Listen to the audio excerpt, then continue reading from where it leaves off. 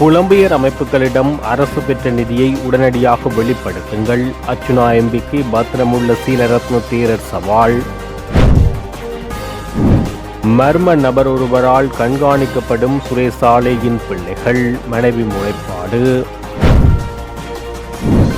கோடபய ராஜபக்ச சாணி அபேசேகர விவகாரம், அலி சப்ரி தெரிவித்த பொய்யான கருத்து.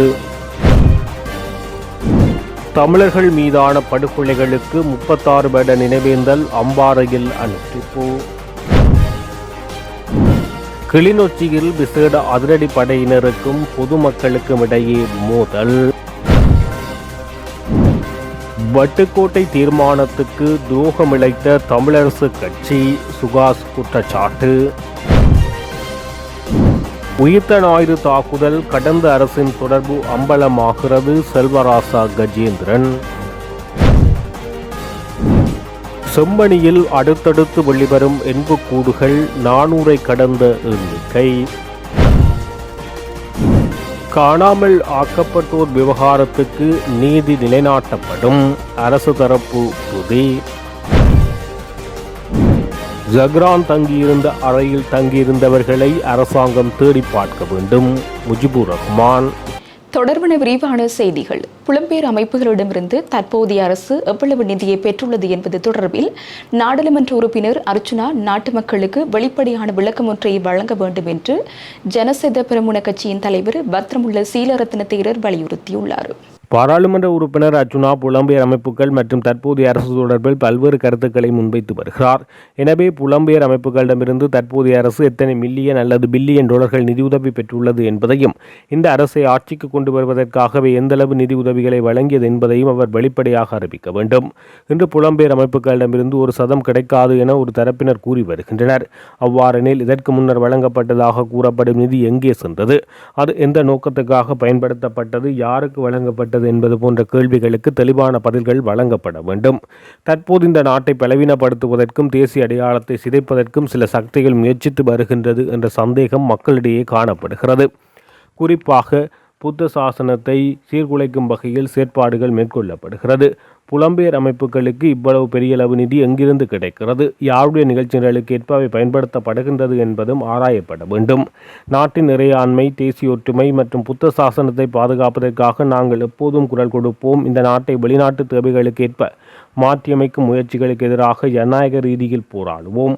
பாராளுமன்ற உறுப்பினர் அர்ச்சுனா உண்மையில் நேர்மையான நிலைப்பாட்டை கொண்டவராக இருந்தால் புலம்பெயர் அமைப்புகள் மற்றும் தற்போதைய அரசுக்கிடையான தொடர்புகள் குறித்த முழுமையான தகவலை நாட்டுக்கு வெளியிட வேண்டும்.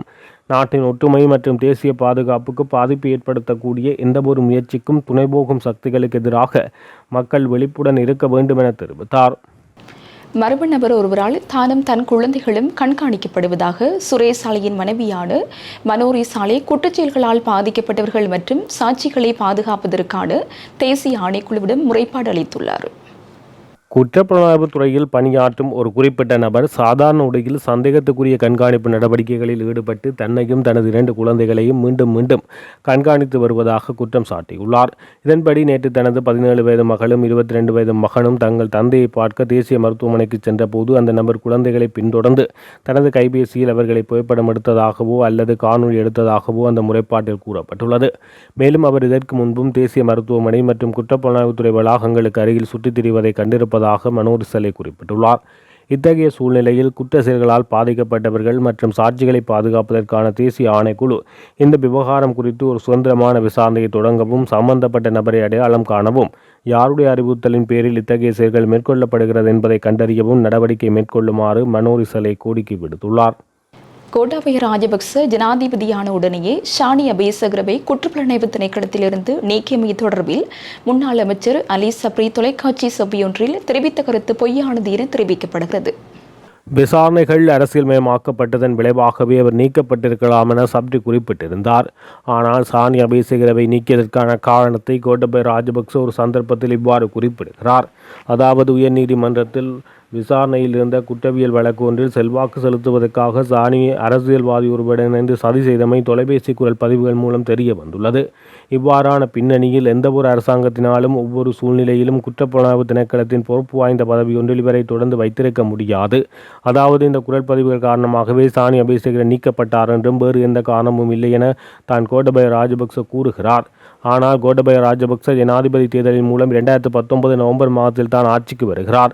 நாட்டின் பிரதமரையோ அல்லது அமைச்சரவையோ நியமிப்பதற்கு முன்பதாக 2019 நவம்பர் 20 சாணி அபேசேகரவை குற்றப்புலனாய்வு திணைக்களத்திலிருந்து நீக்குமாறு கடிதம் அனுப்பப்பட்டு 21 அவர் நீக்கப்படுகிறார்.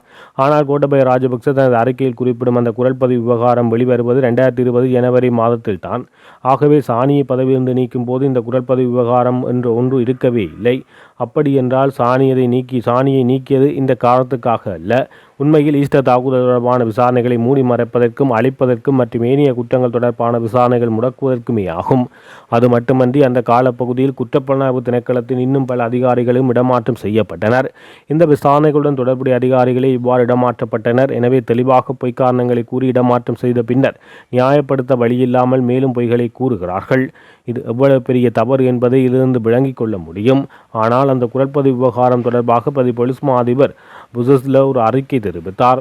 இதில் அந்த குரல் பதிவுகள் திருத்தப்பட்டவை என்றும் அது தொடர்பாக ஆரம்பகட்ட விசாரணை கூட நடத்துவதற்கு எந்த ஒரு சாட்சியமும் இல்லை எனவும் கூறப்பட்டுள்ளது. உச்சநீதிமன்றத்தின் 5 நீதிபதிகள் அடங்கிய குழு அதனை நிராகரித்தது. அவர்கள் அதனை பொருட்படுத்தவில்லை, அதனை நம்பவில்லை. அதாவது உச்சநீதிமன்றம் கண்டறிந்த உண்மை என்ன என்பது பற்றி இவர்கள் பேசுவதில்லை என தெரிவித்துள்ளார். இலங்கையின் கிழக்கு மாகாணம் அம்பாறை மாவட்டத்தில் உள்ள கல்முனை நகரில் 1990 ஜூன் மாதம் 20 தமிழர்கள் மீதான படுகொலைகள் இடம்பெற்றுள்ளன. இந்த தினத்தை முன்னிட்டு 36 வருடங்களுக்கு பின்னர் அம்பாறை மாவட்டம் கல்முனை அம்மன் கோவில் வீதி சந்தியில் நேற்று நினைவேந்தல் நிகழ்வு உணர்வுபூர்வமாக அனுஷ்டிக்கப்பட்டது. இதன்போது இலங்கை தமிழரசு கட்சியின் கல்முனை தொகுதி தலைவர் சட்டத்தரணி நிதான்சன் தலைமையில் குறித்த நிகழ்வு நடைபெற்றதுடன் கல்முனை வாழ் மக்கள், தமிழ் தேசிய கூட்டமைப்பு, கல்முனை முன்னாள் மாநகர சபை உறுப்பினர்கள், இளைஞர்கள் என பலரும் கலந்து கொண்டனர். குறித்த நிகழ்வில் முதலில் விளக்கேற்றுதல் நடைபெற்றதுடன் தொடர்ந்து 1 நிமிடம் மௌன அஞ்சலி செலுத்தப்பட்டது. அதுடன் நிகழ்வில் கலந்து கொண்டவர்கள் சம்பவ இடங்களில் இடம்பெற்ற விடயங்கள் தொடர்பில் எதிர்கால சந்ததிகள் நலன் கருதி தமது உரைகளில் குறிப்பிட்டமை குறிப்பிடத்தக்கது. கிளிநொச்சி உமையாள்புரம் பகுதியில் விசேட அதிரடி படையினர் மீது தாக்குதல் மேற்கொண்ட குற்றச்சாட்டில் குடும்ப பெண்கள், பாடசாலை மாணவிகள் மற்றும் முதியவர்கள் உட்பட 14 பேர் கைது செய்யப்பட்டு விளக்கமறியலில் வைக்கப்பட்டுள்ளனர். உமையாள்புரம் காட்டுப்பகுதியில் சட்டவிரோத மணல் அகழ்வு இடம்பெறுகிறது என்று விசேட அதிரடி படையினருக்கு கிடைத்த ரகசிய தகவலின் அடிப்படையில் அங்கு விரைந்த அதிகாரிகள் மணலேற்றி உளவு இயந்திரத்துடன் சந்தேக நபர் ஒருவரை கைது செய்தனர். இதன்போது கைது செய்யப்பட்ட சந்தேக நபரை அதிரடி படையினர் கொண்டு செல்ல விடாது தடுத்தனர். அங்கு திரண்ட பொதுமக்கள் அதிகாரிகளுடன் வாக்குவாதத்தில் ஈடுபட்டனர். இந்த முருகல் நிலைமை பின்னர் இருதரப்பு மோதலாக மாறியது. இதையடுத்து அரசு கடமைக்கு இடையூறு விளைவித்தமை மற்றும் அதிரடிப்படையினர் மீது தாக்குதல் நடத்தியமை ஆகிய குற்றச்சாட்டுகளின் கீழ் சம்பவ இடத்தில் இருந்த பாடசாலை மாணவிகள், பெண்கள் மற்றும் முதியவர்கள் என மொத்தம் 14 பேரை விசேட அதிரடிப்படையினர் கைது செய்தனர். கைது செய்யப்பட்ட 14 சந்தேக நபர்களும் கிளிநொச்சி நீதவான் முன்னிலையில் முற்படுத்தப்பட்டதை அடுத்து அவர்கள் நேற்று விளக்கமறியலில் வைக்குமாறு நீதவான் உத்தரவிட்டார். இந்த சம்பவம் குறித்து கிளிநொச்சி போலீசாரும் விசேட அதிரடிப்படையினரும் மேலதிக விசாரணைகளை மேற்கொண்டு வருகின்றனர். இலங்கையிலிருந்து தப்பிச் சென்று வெளிநாடுகளில் தலைமறைவாகியுள்ள குற்றவாளிகளை நாட்டிற்கு அழைத்து வருவதற்கு சர்வதேச போலீசாரின் உதவி கோரப்படும் என்று சிரேஷ்ட போலீஸ் அதிகாரியொருவர் தெரிவித்துள்ளார். இலங்கையிலிருந்து தப்பிச் சென்று வெளிநாடுகளில் தலைமறைவாகியுள்ள குற்றவாளிகளினை இனங்கண்டு அவர்கள் தொடர்பில் கருத்து தெரிவிக்கின்ற போது இதனை தெரிவித்தார். ஆசிய நாடுகளில் உள்ள தப்பியோடிய குற்றவாளிகள் நாட்டுக்கு திரும்ப கொண்டு வரப்பட்ட போதிலும் ஐரோப்பிய நாடுகளில் உள்ள தப்பியோடிய குற்றவாளிகளை திரும்ப கொண்டு வர முடியவில்லை என குறிப்பிட்டுள்ளார். துபாய் மற்றும் இந்தியா போன்ற நாடுகளில் உள்ள பாதாள உலக உறுப்பினர்கள், போதைப்பொருள் கடத்தல்காரர்கள் மற்றும் பல்வேறு மோசடி செய்பவர்களை கைது செய்வதற்கான சட்டங்கள் இல்லாததால் அவர்கள் ஐரோப்பிய நாடுகளுக்குள் தப்பிச் செல்ல திட்டமிட்டுள்ளதாக போலீசார் தெரிவித்தனர். இதன்படி ஆசிய மற்றும் ஐரோப்பிய நாடுகளில் உள்ள இலங்கையிலிருந்து தப்பியோடிய குற்றவாளிகளை விரைவாக நாட்டுக்கு திருப்பி கொண்டு வருவதற்கான சிவப்பு அறிவிப்புகளை வெளியிடும் ஒரு முறையை இன்டர்போல் விரைவில் செயல்படுத்தும் என இலங்கை போலீஸ் தெரிவிக்கிறது. இலங்கை தமிழரசு கட்சி தற்போதைய சூழலில் வட்டுக்கோட்டை தீர்மானத்திற்கு மாறாக ஒற்றையாட்சி முறைமைக்குள் முடங்கி வருவதாக தமிழ் தேசிய மக்கள் முன்னணியின் ஊடக பேச்சாளர் கனகரத்னம் சுகாஸ் தெரிவித்துள்ளார். இது குறித்து அவர் வெளியிட்டுள்ள ஊடக அறிக்கையில் மேலும் இந்த அறிக்கை வரலாற்று சிறப்புமிக்க 50வது ஆண்டு. இந்த ஆண்டு தமிழ் மக்களின் வரலாற்றில் மிக முக்கியத்துவம் வாய்ந்த ஒரு சிறப்புமிக்க ஆண்டு. ஏனெனில் வரலாற்று சிறப்புமிக்க வட்டுக்கோட்டை தீர்மானம் எனப்படும் தமிழீழ பிரகடனம் நிறைவேற்றப்பட்டு இன்றுடன் 50 ஆண்டுகள் நிறைவடைகிறது.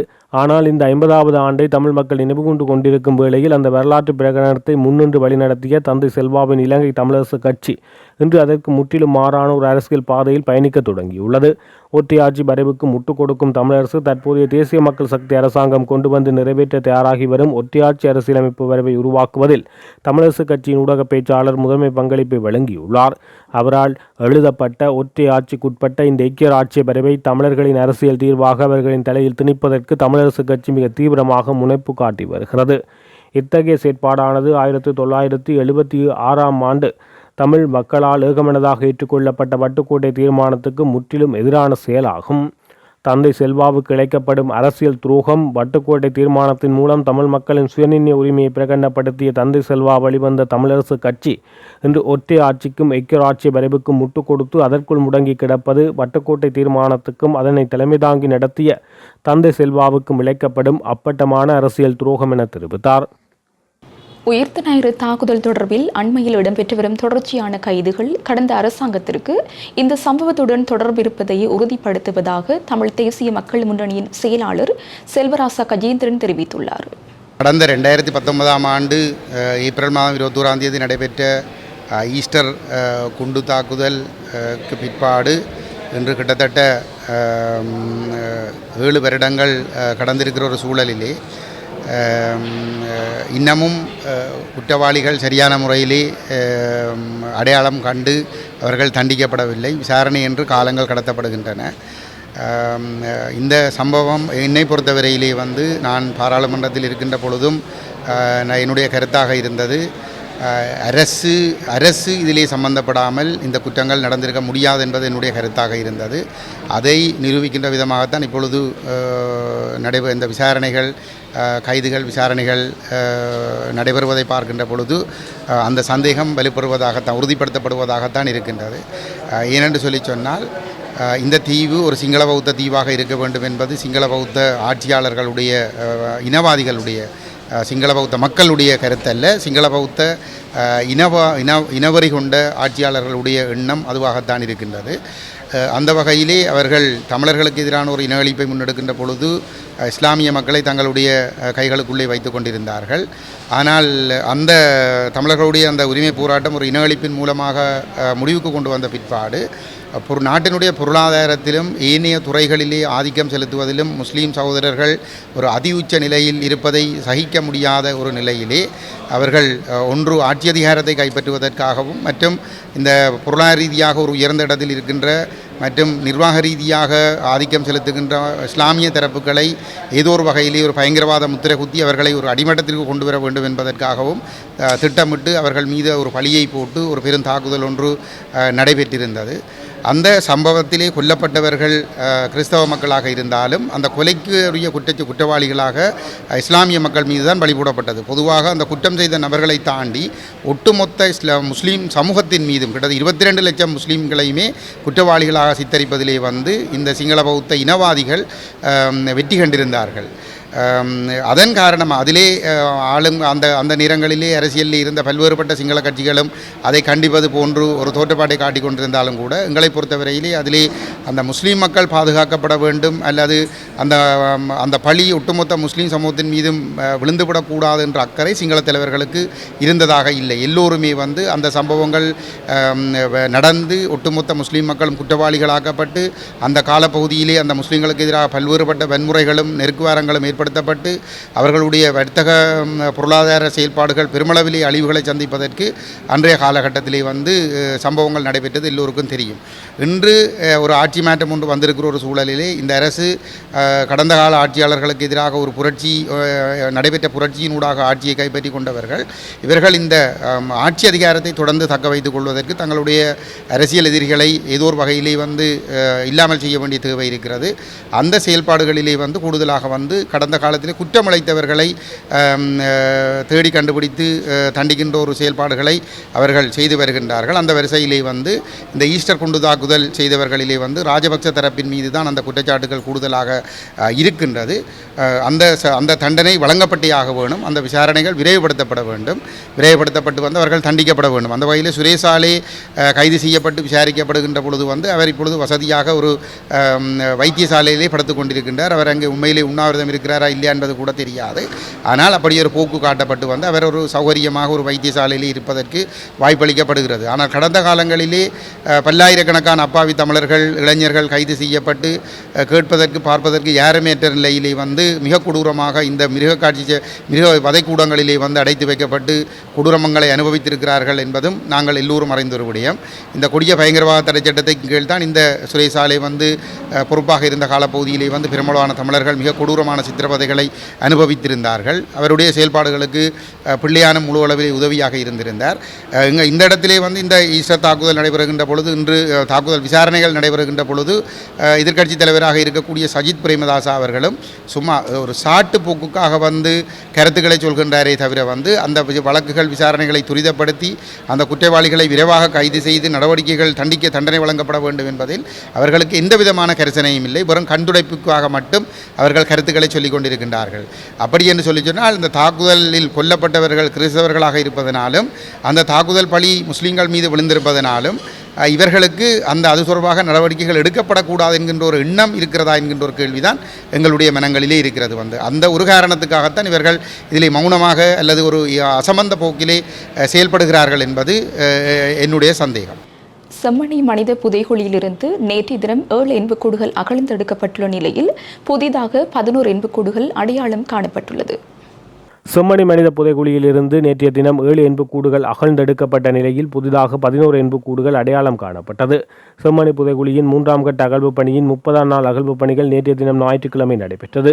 இதன் அடிப்படையில் இதுவரையிலான அகழ்வு பணிகளின் போது 405 எண்புக்கூடுகள் அடையாளம் காணப்பட்டுள்ள நிலையில் அவற்றுள் 377 எண்புக்கூடுகள் அகழ்ந்தெடுக்கப்பட்டுள்ளது. காணாமல் ஆக்கப்பட்டோரின் உறவினர்கள் எதிர்நோக்கும் பிரச்சினைகள் அரசாங்கத்தின் சொந்த பிரச்சினைகளாக கருதப்பட்டு அவற்றுக்கு முன்னுரிமை அடிப்படையில் தீர்வு காணப்படும் என கடற்றொழில், நீரியல் மற்றும் கடல் வளங்கள் அமைச்சர் ராமலிங்கம் சந்திரசேகர் தெரிவித்தார். யாழ் மாவட்ட செயலகத்தில் நீதியமைச்சர் கர்சன நாணயக்காரவின் பங்கேற்புடன் யாழ்ப்பாண சிவில் சமூக அமைப்புகளின் பிரதிநிதிகள் மற்றும் காணாமல் ஆக்கப்பட்டோர் அலுவலக அதிகாரிகளுக்கு இடையில் நேற்று முன்தினம் நடைபெற்ற கலந்துரையாடலின் பின்னர் ஊடகங்களுக்கு கருத்து தெரிவிக்கும் போது அவர் இதனை தெரிவித்தார். காணாமல் ஆக்கப்பட்டோர் அலுவலகத்தின் பணியாளர்கள் மிகவும் சவாலான சூழ்நிலைகளில் பணியாற்றி வருகின்றனர். காணாமல் போனவர்கள் வெறும் எண்ணிக்கைகள் அல்ல, அவர்களது குடும்பங்கள் நீண்டகால மனவேதனையுடன் எதிர்பார்ப்புடனும் வாழ்ந்து வருகின்றனர். யாழ்ப்பாண மாவட்டத்தில் மட்டும் இதுவரை கிடைத்த தகவல்களின் அடிப்படையில் 2452 பேர் காணாமல் போயுள்ளதாக பதிவாகியுள்ள நிலையில் பதிவு செய்யப்படாத பல சம்பவங்களும் இருக்கக்கூடும். ஒரு குடும்பத்தில் 2 அல்லது 3 வரை காணாமல் போன சம்பவங்கள் பதிவாகியுள்ளது. பல பெற்றோர் தங்களது பிள்ளைகளை இழந்து துயரத்தில் வாழ்ந்து வருகின்றனர். உடல் காயங்களுக்கு மருந்து வழங்க முடியும், ஆனால் மனக்காயங்களுக்கும் உண்மையான மருந்து அன்பும் நீதியும் மட்டுமே. காணாமல் போனோரின் உறவினர்கள் வேதனையை பணத்தால் ஈடு செய்ய முடியாது. தென்னிலங்கையில் 1987 தொடக்கம் 89 காலப்பகுதியில் 70,000க்கும் மேற்பட்டோர் காணாமல் ஆக்கப்பட்டனர். வடக்கும் தெற்கும் ஒரே விதமான துயரத்தை பகிர்ந்து கொள்கின்றன. மக்கள் எதிர்நோக்கும் இந்த மனவேதனைக்குரிய தீர்வை வழங்குவது அரசாங்கத்தின் பொறுப்பாகும். இந்த நிலையில் காணாமல் ஆக்கப்பட்டோர் அலுவலகம் உண்மை கண்டறிதல், பாதிக்கப்பட்ட குடும்பங்களுக்கு நீதி பெற்றுத் தருதல் மற்றும் நல்லிணக்கத்தை வலுப்படுத்தல் ஆகியவற்றில் முக்கிய பங்காற்றும் என தெரிவித்தார். இத்துடன் ஜெஃப்னா மதிய நேர பிரதான செய்திகள் நிறைவடைகின்றன. மேலதிக செய்திகளை அறிந்து கொள்ள www.jeffnagallery.lk என்ற இணையதளத்தினூடாக இணைந்து கொள்ளுங்கள்.